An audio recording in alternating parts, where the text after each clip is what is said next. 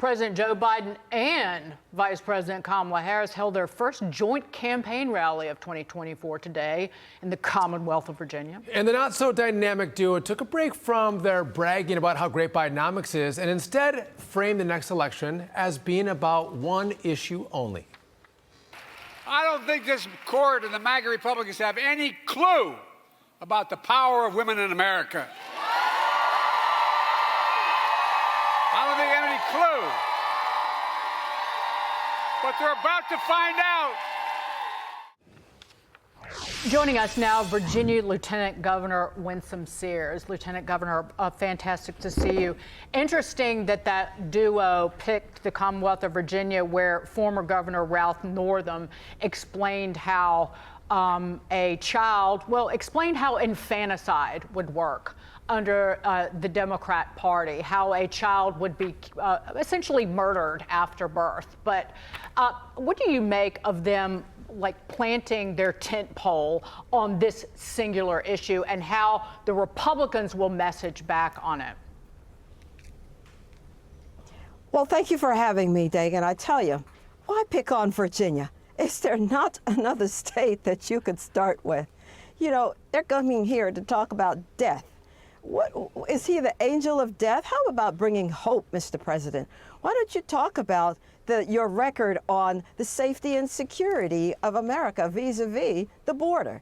When you're talking about the economy, how about the energy policy?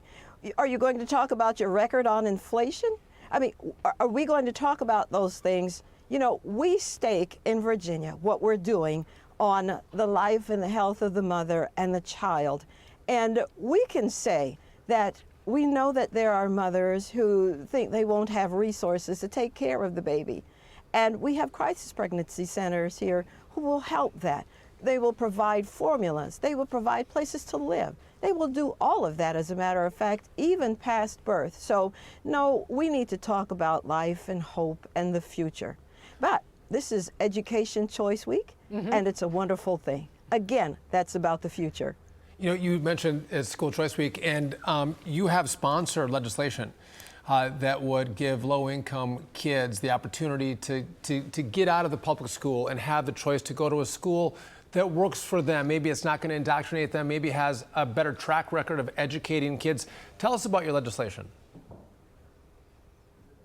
So last year we brought that same bill. Well, actually, it was a different bill. And when we brought it, the Democrats in the Senate said, well, bring us back a different bill, a bill that says if it's 300% of the poverty line and below that you're going to cover for education choice, we'll vote for it. Well, you know what we did? We brought that bill back because now we had them on record. And you know what happened?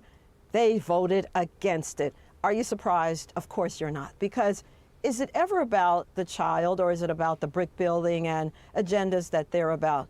We kept hearing, for example, in the Senate subcommittee that, well, we need to desperately fund the public schools, this entity. How about we desperately fund the child? How about we desperately fund parents who want different for their child? I mean, when did we have public education that says the government knows better than the parent? So we desperately need something different. The child's future is at stake. The child doesn't get do-overs. And I'm going to tell you that we're going to keep bringing this bill because it's the right thing. We're talking again about the child's future. In every other situation, the government doesn't decide, especially when it comes to, let's say, education in the higher ed and in the pre-K.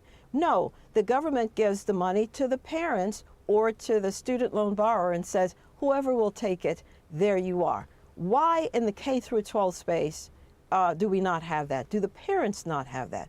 It is time for parents to really be able to control their children's education, and I'm here for it.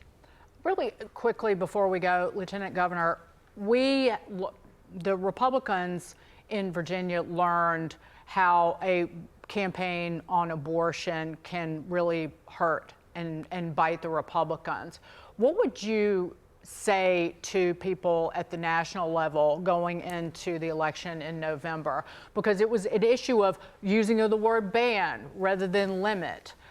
talking about it being a constitutional right that was taken away, which is just a simple untruth. A real quick strategy for the national level between now and November. Well, I've got to tell them to be prepared for lies, because that's all we heard in Virginia. I mean, I was watching commercials from the Democrats that we were going to ban abortions in Virginia. That was an absolute lie. You know, we can say, well, that was a falsehood. It was absolutely lies. I almost choked half of the time watching it, and I thought, surely people don't believe that, because we've been saying we care about the life and the health of the mother, certainly, but we care about life. We're about life, and if you let the Democrats define you, then we're in trouble. So be sure that you push back on the lies that you hear.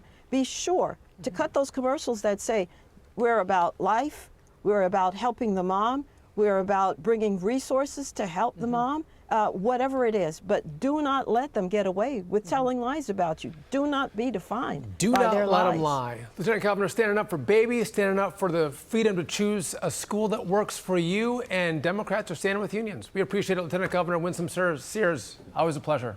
Thank you.